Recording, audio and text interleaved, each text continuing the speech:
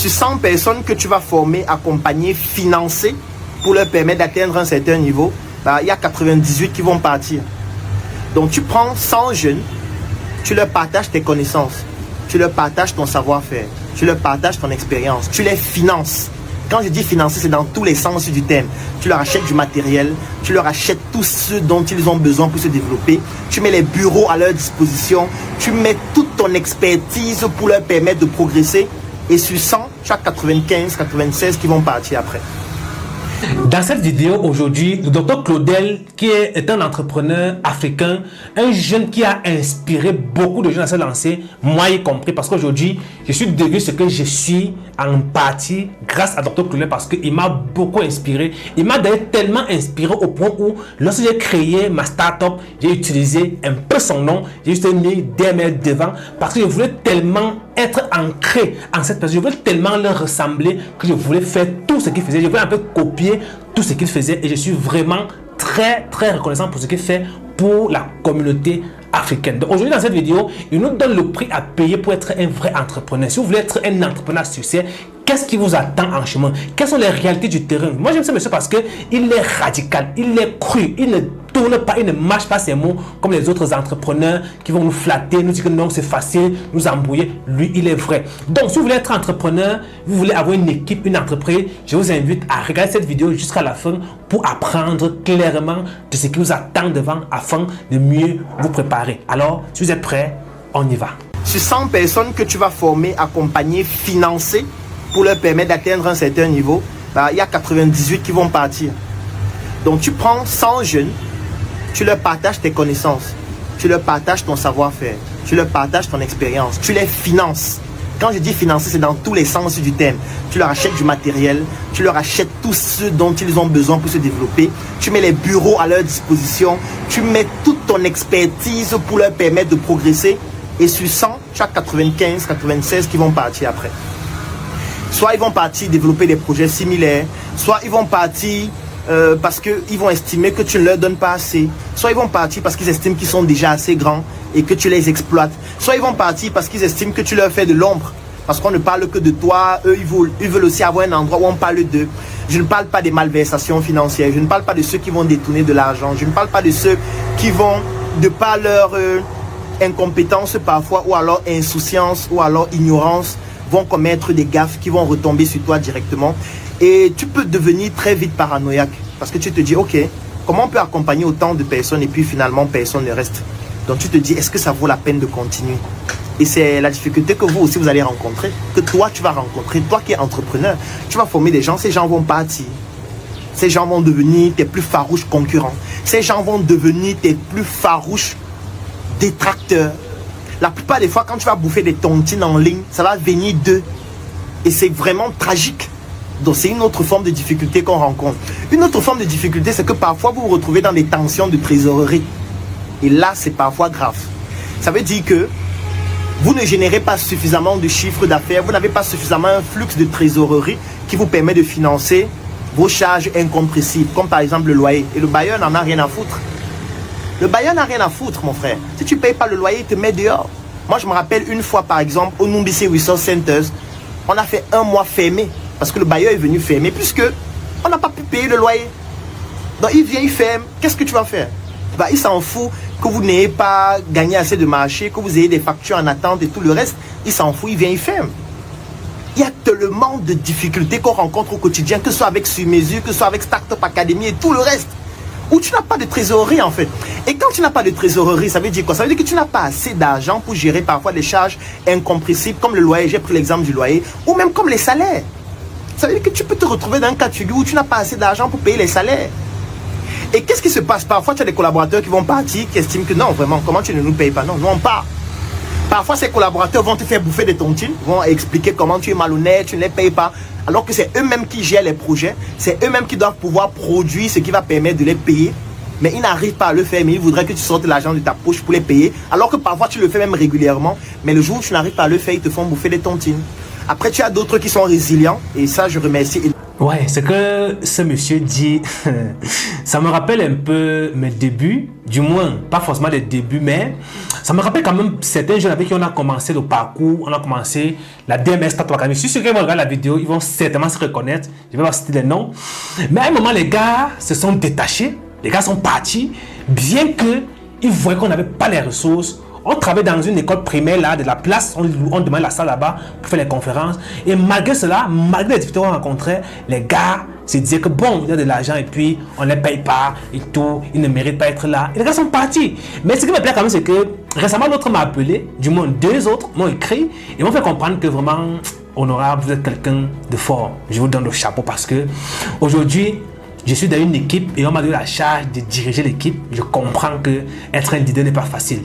Avant, quand vous étiez à Badjoun, quand vous preniez des décisions, on ne comprenait pas, on vous jugeait, mais aujourd'hui, je suis en train de comprendre. En tout cas, grand frère, tu as mon admiration, chapeau à toi. Donc, pour dire que, les gars, vous allez voir des gens comme ça, vous allez commencer avec eux, vous allez travailler, vous allez vous battre ensemble, et après, les gars vont vous lâcher.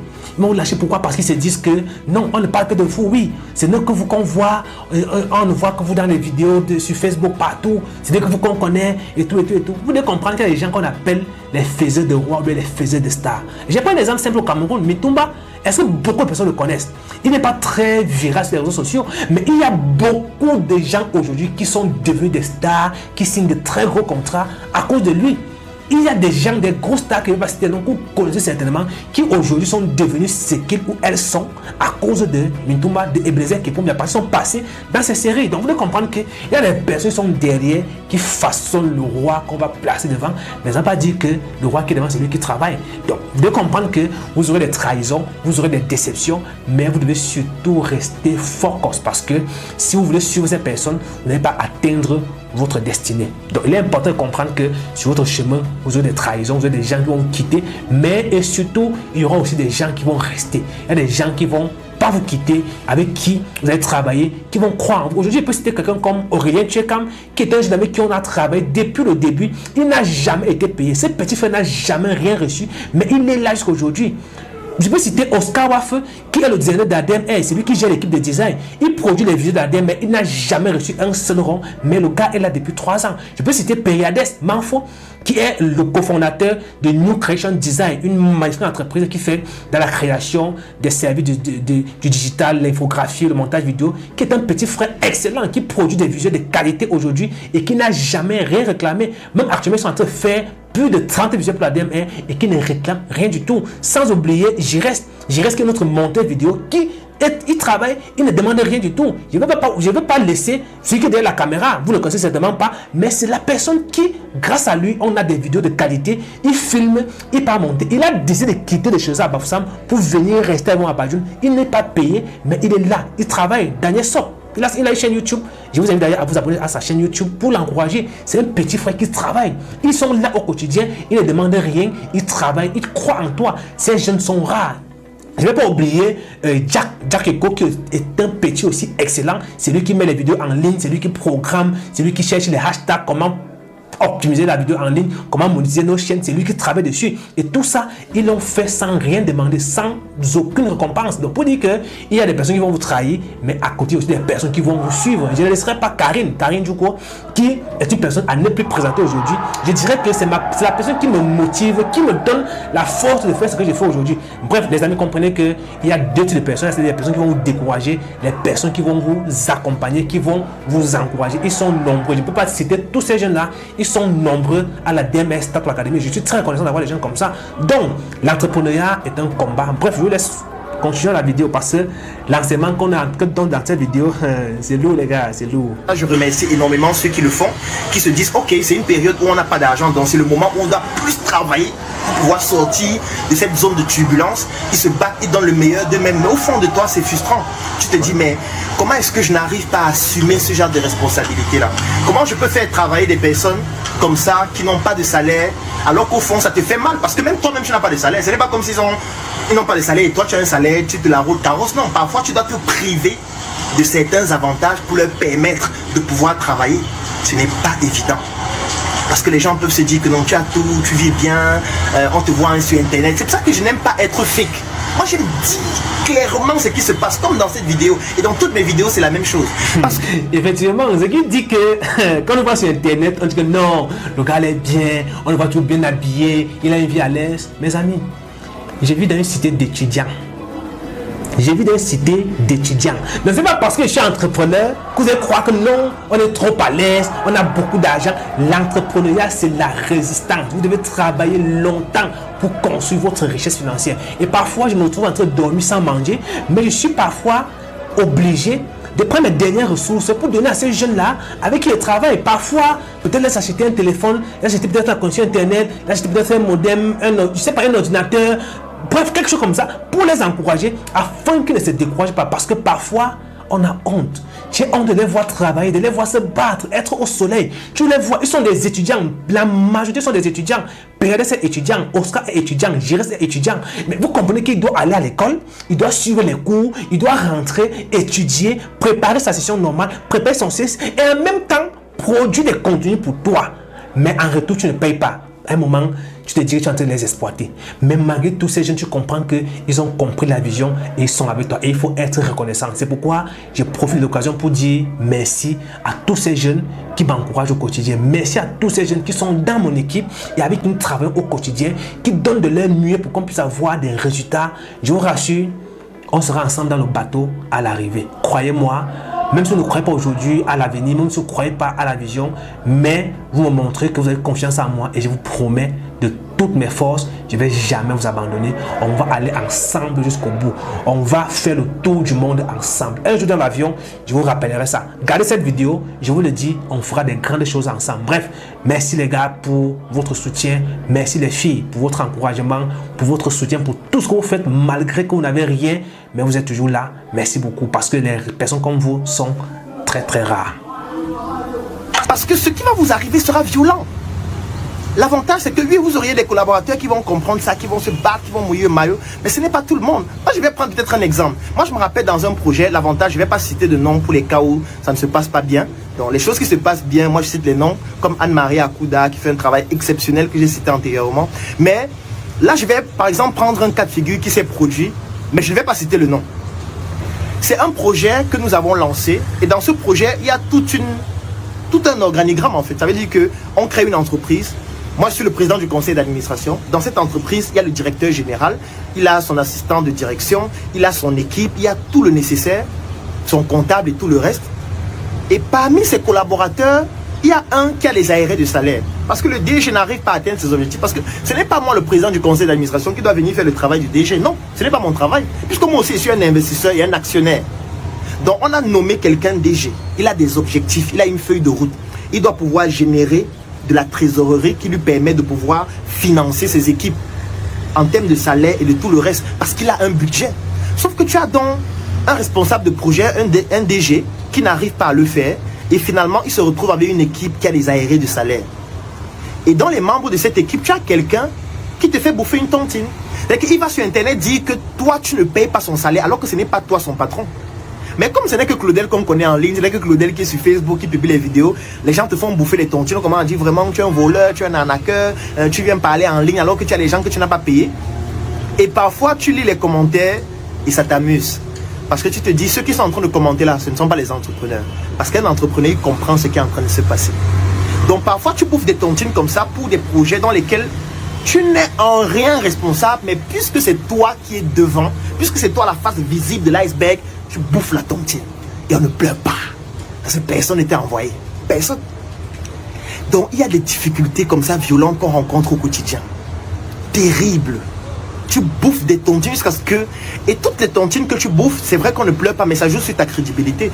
Il n'y a que vraiment les puristes qui vont comprendre ce que tu vis et qui pourront se dire non, ce qu'on est en train de dire là, moi je suis en interne, je sais ce qui se passe. Ou alors même si je ne suis pas en interne, je suis un entrepreneur, je peux comprendre ce qui se passe. En plus, on a quel âge? La tranche d'âge des personnes qui travaillent dans nos projets, c'est 23 ans.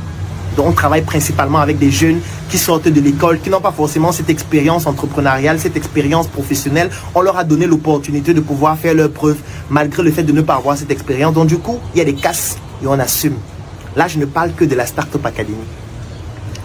Parce que je pourrais continuer avec d'autres projets. Je peux parler de SM qui existe depuis 7 ans aussi. Aujourd'hui, on a une boutique à Place, on rencontre énormément de difficultés au quotidien. Parce que quand tu viens d'ouvrir une boutique aussi prestigieuse, où tu as un investissement aussi important, avec des équipes aussi pointues, qui coûtent aussi cher, la boutique est ouverte depuis février, ça fait à peine 5 mois. Ça veut dire que tu ne génères pas assez de trésorerie. Et pour pouvoir mettre en place la boutique, il a fallu que tu finances la boutique, il a fallu que tu payes les salaires des gens qui ne produisent pas d'argent. Mais au quotidien, en fait, il faut que tu puisses payer le loyer, payer les charges, payer tout. Ce n'est pas évident. Il faut que tu trouves des ressources pour faire fonctionner autant d'entreprises. Parce que moi, aujourd'hui, je suis responsable de combien d'entreprises? Au moins 10. 10, c'était Startup Academy. Startup Academy, c'est plusieurs entités. Parce qu'il y a Startup Academy de Yaoundé qui est une entité à part, indépendante. De Douala, qui est à part, indépendante. De Tchang, qui est à part, indépendante. De Côte d'Ivoire, qui est à part, indépendante. On a les représentations qui sont à part et indépendantes. Il y a Sur Mesure, qui est à part et indépendant. Il y a le CENIC, le Claudel Numbisi International Consulting, qui est à part et indépendant. Il y a le NSC, le Numbisi Resource Center, qui est à la Nouvelle Route Bastos, avec son siège, avec ses départements, qui est à part et indépendant. Mais il y a mes livres, il y a tellement de projets. Je ne parle pas de Startup Group qui a ses filiales, qui est à part et indépendant, dont je suis aussi le président du conseil d'administration. Je ne parle pas des projets dans lesquels je suis un intervenant ou je suis un consultant. Je ne parle pas des clients. Je ne parle pas des fournisseurs. Je ne parle pas de la tontine structurelle africaine qui a lancé le projet Njoka que vous connaissez et le projet Smart City. Je ne parle pas de Unibrain. Je ne parle pas... Je suis en train de citer des projets, vous voyez, je ne parle pas de médecin 2.0, je ne parle pas de la vitrine. En fait, on a tellement de projets comme ça qu'on a mis en place et d'autres qui sont en train de venir, qui ont des équipes, qui ont des professionnels, qui ont un organigramme qui gère. Mais quand un truc ne fonctionne pas en aval, on revient en amont et ça tombe sur toi. Ça fait que tu n'as pas de vie en fait. Tu n'as pas de vie, ni familiale, ni personnelle. Ça fait que parfois tu dois puiser toutes les ressources personnelles que tu as pour sauver une entreprise. Parfois tu es obligé de laisser certaines couler parce que tu n'as pas assez d'argent. Tu dois te battre au quotidien. Parfois tu dois montrer une certaine image pour pouvoir garantir la stabilité et la fiabilité, l'image de marque de tes entreprises. Mais les gens estiment que ça veut dire que tu as beaucoup d'argent. Et quand tu leur dois de l'argent, par exemple, ils estiment que tu es malhonnête. Que comment tu me dois de l'argent depuis tu ne me rembourses pas alors que vous avez des voitures neuves. Voilà le genre de réflexion que les gens ont. C'est-à-dire que quelqu'un, par exemple, t'a fourni un service. Tu as avancé de l'argent. Ou alors il t'a livré un produit, c'est un de tes fournisseurs. Tu as avancé de l'argent. Parce que tu as fait 1 semaine, 2 semaines sans payer. Bah, il vient, il t'accule, il te dit, mais Claudel, depuis là, tu ne m'as pas payé. Pourquoi? Vous avez des voitures neuves, vous avez des bureaux luxueux, vous avez ceci, vous avez cela. Pourquoi tu ne me payes pas? Mais en fait, il voit le problème micro, il ne comprend pas que le problème est macro. Parce que lui, il vient se plaindre d'une chose alpha. Alors qu'en fait, il y a 1000 autres choses autour qui font en sorte que ça rend la difficulté de résoudre le problème alpha que lui il a. Mais personne ne comprend ça et personne en fait ne veut même comprendre. Parce qu'on estime que c'est toi l'homme à abattre. Donc, je ne sais même pas combien de minutes fait déjà la vidéo. Elle doit déjà être très longue. Et l'autre problème, c'est que vous n'avez pas les datas pour suivre. Donc parfois, on est obligé de faire court alors qu'on a vraiment envie de partager beaucoup plus que ça. Mais c'est dommage, je ne vais pas aller plus loin parce que si je continue, la vidéo sera trop longue. Peut-être les gens ne vont pas suivre et ça fera un peu comme si je suis en train de perdre du temps. Ces difficultés, on les rencontre au quotidien, on les vit dans la chair. Quand tu reçois 100 nouvelles, 97 sont mauvaises. Donc tu vas avoir ton téléphone, tu as 7 messages. Tu ouvres le premier, c'est une convocation. Tu ouvres le deuxième, c'est une mise en demeure parce qu'il y a un bailleur qui veut t'expulser d'un des locaux dans lesquels tu es. Tu ouvres le troisième, c'est une capture d'une publication sur internet où quelqu'un est en train de t'insulter, quelqu'un est en train de dire que tu es un bandit, tu es un voleur, tu es un sectaire, tu es un sorcier, tu tues les gens, tu fais ceci, tu bois le sang. Tu ouvres un autre message, c'est un membre de ta famille qui te dit qu'il a son mariage la semaine prochaine, il attend ta contribution. Tu ouvres un autre message, c'est un collaborateur qui vient de démissionner. Tu ouvres un autre message, c'est un ancien collaborateur qui a créé une entreprise similaire à ce que vous faites, qui utilise vos bases de données pour pouvoir prospecter ses clients. Tu ouvres un autre message, tu ouvres un autre message, tu ouvres un autre message et c'est la même chose. Et parfois même quand c'est une bonne nouvelle, c'est une nouvelle selon laquelle, bon, ce mois quand même on a pu payer nos charges incompressibles, mais il n'y a rien en plus, ça veut dire qu'on n'a pas d'argent à se partager. Et du coup, toi, tu ne gagnes rien, les investisseurs ne gagnent rien, les actionnaires ne gagnent rien.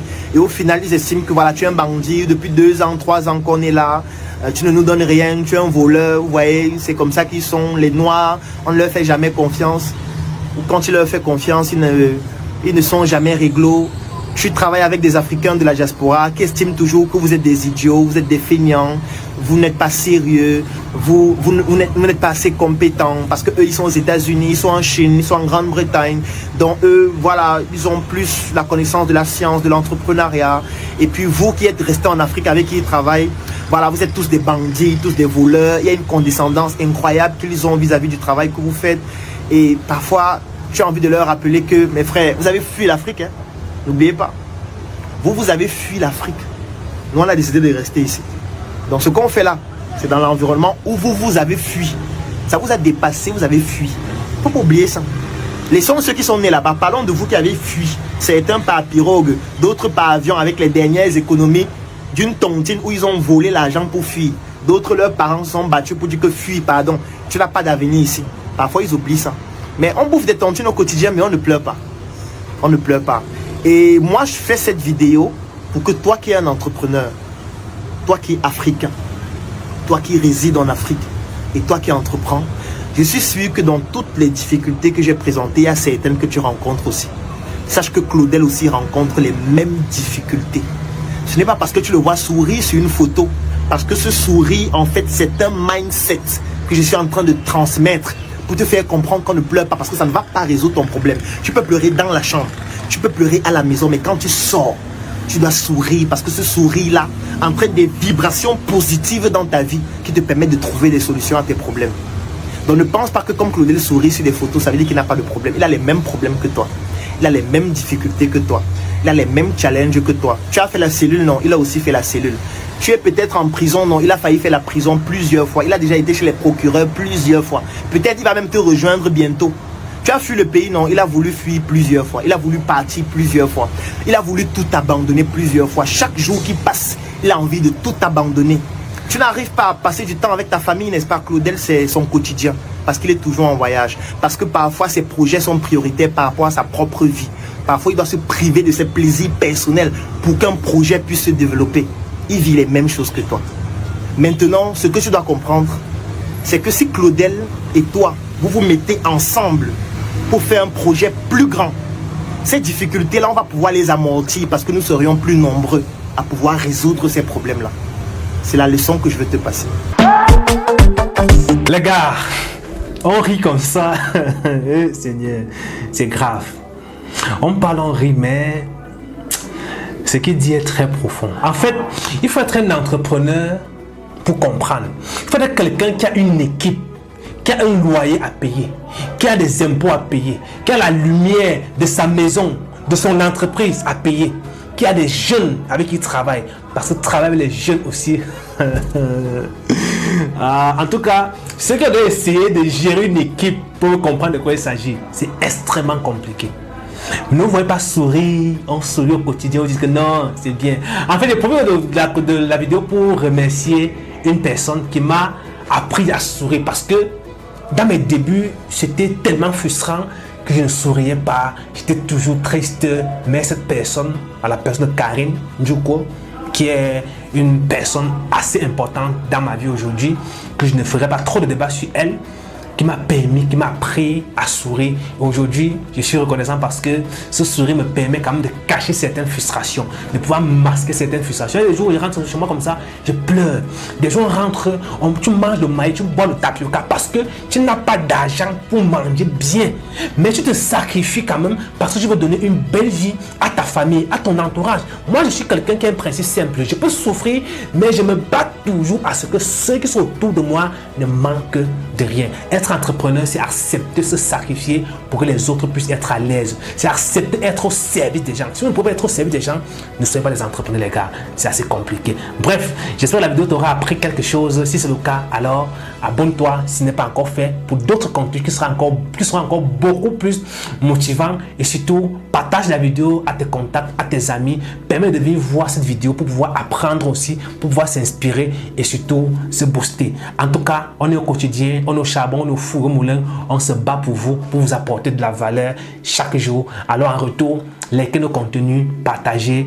Même si vous ne likez pas, même si vous ne partagez, même si vous ne commentez pas, on est dans le choc, on est habitué à ce qu'on nous insulte, à ce qu'on nous critique, à ce qu'on nous humilie, à ce qu'on cherche à nous éteindre même physiquement. Bref, si vous êtes parmi ceux-là qui ont compris qu'on doit se mettre ensemble. Alors vous savez quoi faire, rejoignez-nous, mettons-nous ensemble pour pouvoir bâtir quelque chose de grand. Aujourd'hui on a une grande vision pour la jeunesse africaine. Moi particulièrement mon combat c'est sur la jeunesse exclusivement. Donc si vous êtes jeune, vous avez moins de 35 ans, alors sachez que vous êtes mon combat. Rejoignez-vous à nous afin qu'ensemble on puisse bâtir des grandes choses. Et même si vous pouvez vous joindre à nous, créez aussi vos communautés ailleurs comme ce que nous on fait. Parce que si on avait 20, 30, 50 personnes, 50 Camerounais qui se décident de créer des startups académiques comme ça pour pouvoir former les jeunes, pour pouvoir recouper les jeunes, je pense que on aura quand même pu diminuer considérablement le taux de chômage dans notre pays. Donc, je vous invite aussi soit à vous rejoindre à nous pour qu'on puisse faire des choses beaucoup plus grandes ensemble, ou alors créer pour vous aussi afin de pouvoir permettre aux autres jeunes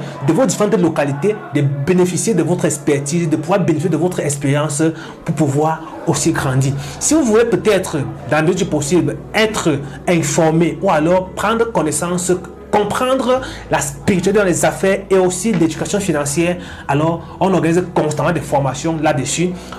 En juin et en juillet, on sera à Douala, Yaoundé, Bafoussam, Badjoun et Tchang pour organiser une grande conférence sur la spiritualité dans les affaires. Donc on va vous partager les principes spirituels qui nous vous permettront d'avoir un mindset assez solide, mais qui vous permettront de pouvoir construire votre héritage, votre prospérité financière. Et quoi de plus mieux que d'associer à cette conférence une magnifique conférence sur l'éducation financière, la gestion financière personnelle, comment gérer vos finances, comment optimiser vos finances, parce que une chose est de gagner de l'argent, une autre est de conserver et l'autre est de faire fructifier. Bref, restons connectés pour le reste des contenus qui sera encore beaucoup plus motivant.